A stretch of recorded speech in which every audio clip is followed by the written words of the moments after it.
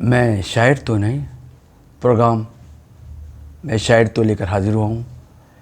इसमें पाक बहन के बड़े बड़े जो शोरे हैं उनका मैं कलाम आपको सुनाऊंगा। मैं शायर तो नहीं।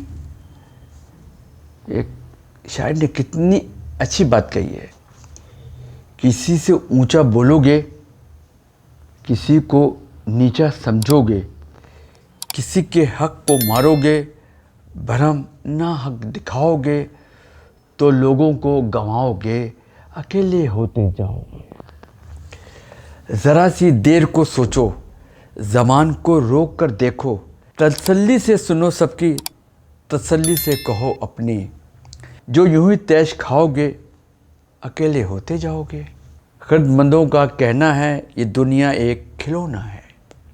बिसात बेसबाती है, बिसात बेसबाती है, तमन्नाओं की घाटी है। जो ख्वाहिश को बढ़ाओगे, जो ख्वाहिश को बढ़ाओगे, अकेले होते जाओगे। किसी से ऊंचा बोलोगे, किसी को नीचा समझोगे, किसी के हक को मारोगे, भरम ना हक दिखाओगे तो लोगों को गंवाओगे, अकेले होते जाओगे।